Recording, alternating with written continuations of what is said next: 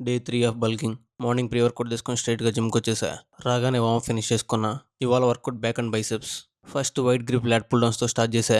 Muscle పైన focus చేస్తూ slow and స్టడీగా చేయాలి. అప్పుడే మనకి బెటర్ రిజల్ట్స్ ఉంటాయి. నాలాంటి స్కిన్నీ గైస్ ఎవరైనా ఉంటే ఇప్పుడే స్టార్ట్ చేసేయండి. నెక్స్ట్ అయితే హ్యామర్ స్ట్రెంత్ హైరో మిషన్కి అయితే మూవ్ అయిపోయా.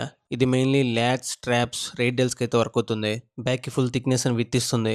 జిమ్ జాయిన్ అయితే 3 days అయింది, నీకు ఎలా తెలుసు అంటే చాట్ జీపీటీ అయితే చెప్పింది. Next workout dumbbell bent rows. Back build చేయడానికి ఇది ఒక beast workout. Left right imbalance ఉన్న వాళ్ళు కంపల్సరీగా చేయాలి. సో మిస్ అవ్వకుండా left side and right side పర్ఫెక్ట్గా బ్యాలెన్స్ చేసుకోవాలి.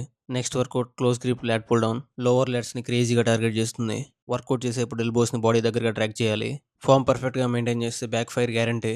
Next workout hyper extensions. ఈ workout main lower back strengthen చేయడానికి best workout. Spine stability boost అవుతుంది.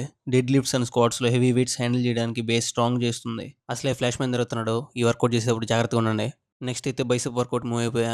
ఎల్బోస్ని లాక్ చేసి బాడీ స్వింగ్ అవ్వకుండా స్లోగా మెయింటైన్ చేయాలి. బైసెప్స్కి బెస్ట్ పంపిస్తుంది. 3 sets 15 reps అయితే కంప్లీట్ చేసుకున్నా. Next workout hammer curls. Form కరెక్ట్గా మెయింటైన్ చేస్తే హ్యాండ్స్ విత్ పెరుగుతుంది. ఈ వర్కౌట్ కూడా 3 sets 15 reps అయితే కంప్లీట్ చేసుకున్నా.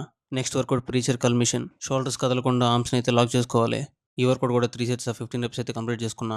వర్కౌట్ తర్వాత స్ట్రైట్గా ఇంటికి వచ్చి ప్రోటీన్ షేక్ అయితే వేసా. Follow for more.